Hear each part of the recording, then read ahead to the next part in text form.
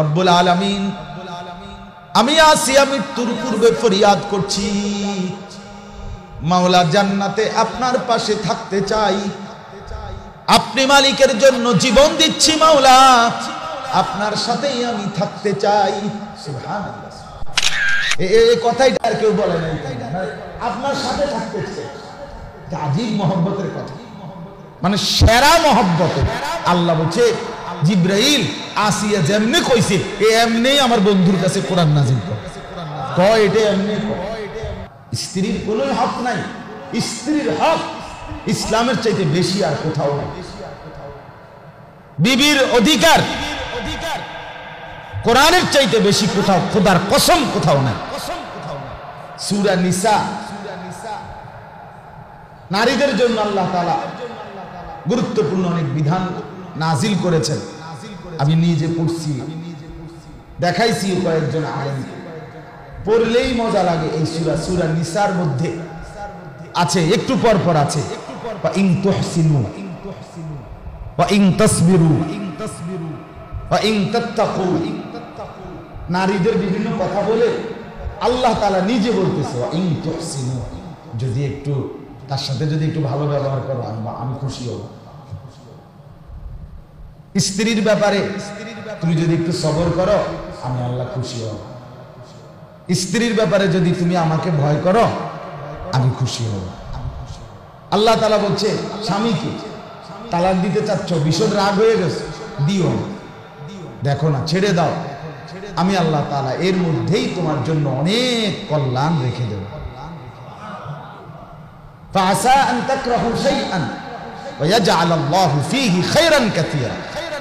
এতটা মায়া করে একটু করো, আল্লাহ অনুগ্রহ করো, সবর করো, তাকওয়া অবলম্বন করো, ছেড়ে দাও তাকে।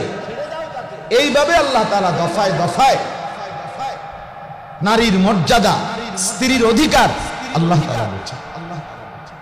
আল্লাহ তাআলা বলছেন, আমি তো সব সময় বলি বাপ, আজ আমাদের মুসলমান বোনেরা, নারীরা, তাদের মর্যাদা, তাদের সম্মান, তাদের ইজ্জত তাদের আল্লাহর কাছ থেকে যদি নিত, কোরআন থেকে নিত, খোদার কসম তারা দুনিয়াতেও বাদশার মতো, শাহিন শাহের মতো, রানীর মতো মর্যাদা নিয়েই থাকত। আফসোস, নিজেকে যখন নিজের হাতেই তুলে নিছে, আল্লাহকে যখন বলে দিছে রব্বুল আলামিন আপনার হুকুমের তোয়াক্কা আমি করি না, আমার উপার্জন, আমার দেহ, আমার যৌবন, আমার শরীর, আমার বুদ্ধি, আমার বিবেচনা, আমারটা সম্পূর্ণ আমার, আমি প্রয়োগ করব, আমি ব্যবহার করব, আমার যা মন চায় তাই করব। আল্লাহ তাআলা বলেন ঠিক আছে, আমিও ছেড়ে দিলাম, দেখি তোমার ইজ্জত তুমি কতক্ষণ পাইতে পারো। আর আল্লাহ তাআলা যখন কারোর থেকে নজর ফিরায় নেয়, রহমের দৃষ্টি সরায় দেয়, তাকে আশ্রয় দিবে। তার নিরাপত্তা কিভাবে মিলবে? তার হৃদয়ের স্বস্তি কেমনে আসবে? অন্তরের মধ্যে যে সুখ, বুজুর্গানে দিন বলে, যারে বাপ বাজারে তো খাট কিনতে পাওয়া যায়, তোষক কিনতে পাওয়া যায়, লেপ কিনতে পাওয়া যায়, বালিশ কিনতে পাওয়া যায়, কম্বল কিনতে পাওয়া যায়, কিন্তু কলিজার ভিতরে সুখ বলতে যেটা, সেটা তো খোদার কসম পৃথিবীর কোনো বাজারে কোথাও কিনতে পাওয়া যায় না। সেটা আরশ আজিম থেকে আল্লাহ তাআলার পক্ষ থেকে আসে। আল্লাহ তাআলার জন্য বলে আমার বিরোধিতা, আমার নাফরমানি, ঠিক আছে আমি সুখ ছিনিয়ে নেব, সুখ ছিনিয়ে নেব। যাই হোক, কথার প্রসঙ্গে বলছি, রাসূলুল্লাহ সাল্লাল্লাহু আলাইহি ওয়াসাল্লাম ফিরায় দিয়েছেন উনাদেরকে। এরপরে নবী সাল্লাল্লাহু আলাইহি ওয়াসাল্লাম মদিনায় চলে আসছেন। ওই বছর আর উমরা করে নাই, চুক্তি এভাবেই ছিল, পরের বছর করছে। এখন পুরুষ 2-3 জনকে তো সাহাবী মক্কার ফেরত দিলেন, কিন্তু ঘটনাচক্রে নবীজি যখন সাহাবীদেরকে নিয়ে মদিনায় ফেরত আসছে মক্কা থেকে, এই সময় একজন মুসলিম নারী একজন মহিলা সাহাবী নবীজি, উনি বহু কষ্ট করে গোপনে একাকী মদিনায় চলে আসে ওই চুক্তির পর, এবং ওনার দেখা দেখি আরো এক দুইজন মহিলা, তারাও ইমানদার, তারাও চলে আসছে। এখন এরা যে মদিনায় চলে আসছে, এখন প্রশ্ন দাঁড়াইছে এখন কি করবে? চুক্তি মতে এদেরকে কি করা উচিত বলেন তো? ফেরত দিতে হবে, চুক্তিতে এটাই ছিল, ফেরত দিতে হবে। কিন্তু আল্লাহ তাআলা এই সূরা মুমতাহিনা, এই 28 নাম্বার পারার এই 60 নাম্বার সূরাটা, পুরা এই সূরাটা নাজিলি করছেন এই মহিলাদের ব্যাপার নিয়ে, এই মহিলাদের বিষয়ে। এই যারা এই সময় আইছে এখন কি করবে, মানে এখানে একটা বড় বিষয় দাঁড়াইছে। এই মহিলারা যখন মক্কা থেকে চলে আসলো মদিনায়, এরা তো ইমানদার নারী, আর তখন আল্লাহর হুকুম নাজিল হয়েছে এরই মধ্যে, এর পূর্বেই আল্লাহর বিধান যে কোন ইমানদার পুরুষ কাফের নারীকে বিবাহ করতে পারবে না, এবং কাফের নারী থাকলে আগে বিবাহ বন্ধন ছুটে যাবে স্ত্রী। ঠিক তার ব্যতিক্রম অবিকলের কোন ইমানদার নারী কাফের স্বামীকে কি করতে পারবে না, কাফের পুরুষকে বিবাহ বসতে পারবে না। এবং যদি কাফের স্বামী থাকে আর এই নারী যদি ইমানদার হয়ে যায়, মুমিন হয়, তাইলে ওই তার সাথে ওই স্বামীর বন্ধন ছুটে যায়, এই স্বামীর কাছে সে আর যাইতে পারবে না। এখন এই যে দুই মহিলা, এরা যে মক্কা থেকে মদিনা আসলেন, এরা তো ইমানদার নারী। এখন এদেরকে যে ফেরত দিবে মক্কায়, পুরো কার কাছে ফেরত দিবে? এদের যে মক্কার স্বামী সে তো কাফের, কথা বুঝছেন কিনা বলে? তার কাছে তো এই ইমানদার নারীর বৈবাহিক সম্পর্ক এখন আর নাই, তো তারে কোথায় ফেরত দিবে? আল্লাহ তাআলা কোরআনুল কারীমের সূরা মুমতাহিনা নাজিল করে আল্লাহ বলে দিলেন, বন্ধু আপনার এই চুক্তিনামার থেকে সম্পূর্ণ চুক্তিনামার শর্ত এটা শুধুই কেবল পুরুষদের ক্ষেত্রে প্রযোজ্য, মহিলাদের ক্ষেত্রে প্রযোজ্য নয়। মহিলাদের ক্ষেত্রে কি নয়? প্রযোজ্য নয়। মহিলা যে নারী যদি আপনার মক্কা থেকে মদিনায় চলে আসে, তাকে আপনি ফেরত দিবেন না, এটা আমার হুকুম, ফেরত দিবেন না। কারণ তাকে আপনি কার কাছে ফেরত দিবেন? তার ওই স্বামী তো চলে আসছে, আইসে মদিনায় চলে আসছে। এখন এই সুযোগে, এই হুকুমের কারণে তাদেরকে ফেরত না দিলে, এখন এরকম কোন নারী যদি তার দ্বারা মদিনায় আবার কোনো ফিতনা ছড়ায়, কোনো বিভ্রান্তি মুসিবত ছড়ায়, কোনো সমস্যা যদি হয় যে সে সত্যিকার মুমিন না, শুধুই কেবল এই সুযোগটা গ্রহণ করছে, এই সুযোগে মক্কা থেকে স্বামীর থেকে বিচ্ছেদ হইয়া চলে আসছে, আইসা বলছে আমি মুসলমানের লেগে আইসা করছি, আসলে প্রকৃত পক্ষে মুসলমান না, দিলের মধ্যে সে খাঁটি মুমিন না। এই তখন আল্লাহ তাআলা সাথে সাথে এটা বলছেন, হে নবী, মক্কা থেকে যদি কোনো মহিলা আসে নিজেকে মুমিন পরিচয় দেয়, ঠিক আছে, তাকে তো আপনি তার পুরাতন স্বামী মক্কায় ফেরত দিবেন না, আমার হুকুম। কিন্তু এই মহিলাটা সত্যিকার ইমানদার নারী কিনা, এই জন্য তার কাছ থেকে আপনি নিম্মুক্ত এই আয়াতের এই 6 কথার উপরে বায়াত, অঙ্গীকার নিবেন, ওয়াদা নিবেন, একদম যথাযথ পরীক্ষা করে তার থেকে ওয়াদা নিয়ে এটা পালন করবে, এভাবে চলবে, এই শর্ত দিয়ে তাকে মদিনায় থাকার অনুমতি। আর এই 6টি কথা যদি কেউ পালন করে, কোনো মহিলা মেনে নেয়, তার মধ্যে যদি আর ব্যতিক্রম কিছু না দেখেন, তাহলে বুঝে নেন এটা ইমানদার প্রকৃত নারী। আপনি তার জন্য আমি আল্লাহর কাছে সুপারিশ করেন, আমি কবুল করেন। এই কথাটা বুঝছেন, এই হলো হিসাব। দুনো দিক আল্লাহ তাআলা সমন্বয় করে দিয়েছে। আচ্ছা, এখন এত গুরুত্ব দিয়া আমি এটা বলার দরকার হলো আমার খুলনার হযরত দামাত বারাকাতুহুম, তিনি বলছেন যে কোন মুসলমান পুরুষ কিংবা নারী,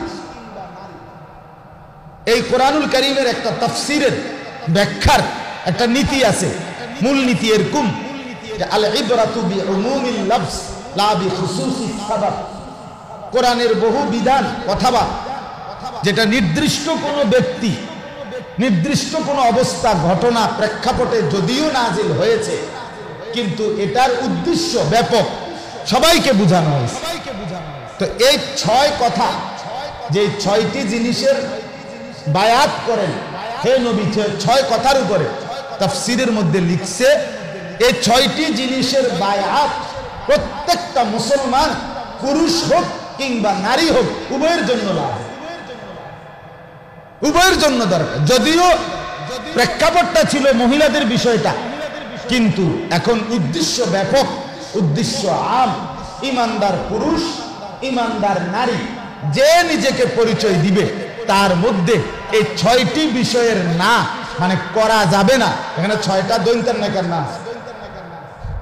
কয়টা দৈন্তার না কেন, 6টা দৈন্তার না কেন, না না না করা যাবে না। এই 6টা না, তার মধ্যে সে পুরুষ হোক নারী হোক, তাদের মধ্যে থাকতে হবে। মাওলানা সাহেব বললেন, ইমাম সাহেব, যে অনেক মা বোন মহিলারাও শুনতেছে, আমার কানে কানে বলছে, আপনারাও এখানে আমার সামনে শুনতেছে।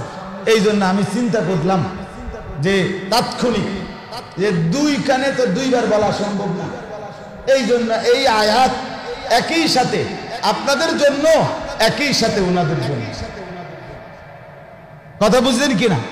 তাইলে এই 6টি বিষয় নবী সাল্লাল্লাহু আলাইহি ওয়াসাল্লামকে আল্লাহ তাআলা বলেন। কথাটা এবার বুঝেন, একটু কষ্ট হলেও বেশিক্ষণ আমি অন্য কোনো কথা না বাড়াইয়া আজকে শুধু এইটাই বলবো, এই জন্য আমি মূল কথাটা বললাম। এই আপনারা যারা এখানে বসছেন পুরুষ, এবং ওইখানে যারা পর্দার আড়ালে মহিলারা শুনতেছে, তারা যে মহিলা মুসলমান নারী, এই ইমানদার পুরুষ এবং ইমানদার নারী প্রত্যেকেই আসলেই আপনি ইমানদার কিনা, আসলেই আপনি মুমিন পুরুষ কিনা, আর ওনারা মুমিন মহিলা কিনা, এটা যাচাই করা, এটার নিশ্চয়তার জন্য আল্লাহ তাআলা বলছেন, নবী এই 6 কথার বায়াত, অঙ্গীকার, ওয়াদা আপনি নেন। যদি শর্ত দেয়, যদি মেনে নেয় এই 6 জিনিস তারা করবে না, তো আমি আল্লাহ ওয়াদা দিলাম, আমি আল্লাহ ঘোষণা দিলাম, এরা পূর্ণ মুমিন। আপনি এই পুরুষ নারী এদের জন্য আপনি আমার কাছে হাত তুললেন, আপনার হাতটা দেখলেই আমি তা করে মাফ করে দেব। এখানে আছে লাস্টে ফাবাইহুন্না ওয়াস্তাগফির লাহুন্নাল্লাহ। এই পূর্বের 6 কথার উপরে আপনি বায়াত গ্রহণ করেন, এবং করা শেষে, অঙ্গীকার নেওয়া শেষে আবার ওয়াস্তাগফির লাহুন্নাল্লাহ, আপনি আমি আল্লাহর কাছে তাদের জন্য ইস্তিগফার, ক্ষমা প্রার্থনা করেন। ইন্নাল্লাহা গফুরুর রহিম, আমি বহুতই ক্ষমাশীল, দয়াবান, আমি মাফ করে দেই। আমি তো এমনি মাফ করে দেই। এবার বুঝি বন্ধুর হাত দেখলে আর দেরি করবো কেমন? আরে এমনি তো আমার বান্দার হাত তুললে আমি মাফ করে দেই। আপনি রাসূল যখন এদের জন্য হাত তুলবেন, কি মজাটা হবে তখন, তখন আর দেরি করব কেন? আমি জলদি জলদি আমার বান্দাদেরকে মাফ করে দেব। কিন্তু শর্ত হলো, ইমানদার পরিচয় দিতে হইলে, নিজেকে মুসলমান থাকতে হইলে এই 6 সিফাত, 6টি না আপনার মধ্যে বাধ্যতামূলক থাকতে হবে। হযরত বলছেন, প্রত্যেক সালেক, সালেক বলা হয় তরিকতের ভাষায় যারা আল্লাহর পথে চলে, অর্থাৎ যারা আধ্যাত্মিক সাধনায় চলতে থাকে, যারা আখিরাতের মঞ্জিল অতিক্রম করে, সালেক। তো হযরত বলছেন, প্রত্যেক সালেক মুসলমান পুরুষ নারীর মধ্যে এই 6টি বিষয়ের ওয়াদা, অঙ্গীকার, বায়াত থাকতে হবে। শুধু ওয়াদা না, বায়াত, বায়াত একেবারে বায়াত করবেন। পুরুষরা হাতে হাত রেখে বায়াত করবেন, মহিলারা পর্দার আড়াল থেকে কোনো আল্লাহওয়ালা, কোনো মুত্তাকির কাছে, আল্লাহর কোনো প্রিয় বান্দার কাছে পর্দার আড়ালের থেকে এই ওয়াদা উচ্চারণ করবেন, অনুচ্চ সুরে, ওনাদের নিঃশব্দ আওয়াজে। কিন্তু এরকম যে শুধু শুনছি, জেনে রাখলাম। না না, জেনে রাখলেন না। এটা কি আপনি জেনে রাখতে বলেন? আপনি বহুত আমাদের হযরত খুলনার হযরত বলছেন এইবার এক কথার প্রসঙ্গে, চমৎকার কথা, যে আমাদের যারা বুজুর্গ, আল্লাহর প্রিয় বান্দা, হ্যাঁ, আম্বিয়াদের নাম, সাহাবীদের নাম, আউলিয়াদের নাম, যে মুসলমানের উচিত তাদের জীবনী শিখা, জানা, বুঝা, নাম মনে রাখা এবং তাদের জীবন নিজেদের মধ্যে পালনের চেষ্টা করা। তো হযরত বলেন যে অনেক সময় দুঃখ লাগে যে বললাম যে হাকিমুল উম্মত মুজাদ্দিদুল মিল্লাত হযরত মাওলানা আশরাফ আলী থানভী রাহমাতুল্লাহ আলাইহি, তাকে চিনেন? তো কয়েকজন মুসলমান বলে, অনেক মুসলমান নাম শুনছি, বলছে কিনা এবার, বলে নাম শুনছি। হযরত বলেন আফসোসের বিষয়, একজন মুসলমান জামানার এত বড় শ্রেষ্ঠ বুজুর্গকে বলতেছেন নাম শুনছি। এটা শুধু নাম শোনার বিষয়? আপনারা যদি জিজ্ঞেস করি সাইয়্যিদুনা আবু বকর সিদ্দিক রাদিয়াল্লাহু তাআলা আনহু, ওনাকে চিনেন? তা আপনি বলেন হ্যাঁ শুনছি, উনি নাকি নবীজির একজন সাহাবী ছিলেন। এই কথাটাই যথেষ্ট। এই হযরত আবু বকর সিদ্দিক রাদিয়াল্লাহু তাআলা আনহু নবীজির সোহবতে সারাটা জীবন যে ত্যাগ কুরবানি করলেন উম্মতের জন্য, যে কষ্টটা উনি করলেন নবীজির সাথে, এর বিনিময়ে আজকের উম্মত যদি বলে নাম শুনছি, এটাই যথেষ্ট। বলেন কেমন সুন্দর কথা, শানদার কথা, যে এটা না, বরং আহলুল্লাহদের সাথে, আল্লাহর প্রিয় বান্দাদের সাথে আত্মার সম্পর্ক থাকা উচিত, দিলের সম্পর্ক থাকা উচিত, ওনাদের হালাত কাইফিয়াত জানা উচিত, ওনাদের জীবনী ইতিহাস, ওনাদের জিন্দেগি মুসলমান হিসাবে আমাদের পড়া উচিত। আমি একদিন বলছি একজনকে যে নাম, মেয়ের নাম কি রাখতো, জিজ্ঞাসা করছে, আমি বলছি নাম রাখেন আসিয়া। আসিয়া ওই তো ফেরাউনের কি স্ত্রী, যিনি ইমানদার ছিলেন, ওনার নাম শুনছেন না? ওনার নাম এটা বলতে সাথে সাথে মানে হেবড়ে এমন একটা হাসি দিছে, হাসিটার অর্থ হলো মানে এটা কিতা করলেন, একটা নাম জিগাইলাম ভালো, আপনি এটা কি করলেন আসিয়া নাম রাখেন। তার মানে উনি বললেন আমারে, হুজুর এগুলা এগুলা মানে আসেনি, শুনলাম, বুঝেন না? ইলিয়ম চলেনি, এটা বুঝেন না। নাম হবে বিউটি, নাম হবে সুইটি, ঠিক না কথা? নাম হবে অটো, নাম হবে সিএনজি। মিলছে না? সুইটি বিউটির সাথে তো এটাও মিলছে, সিএনজি।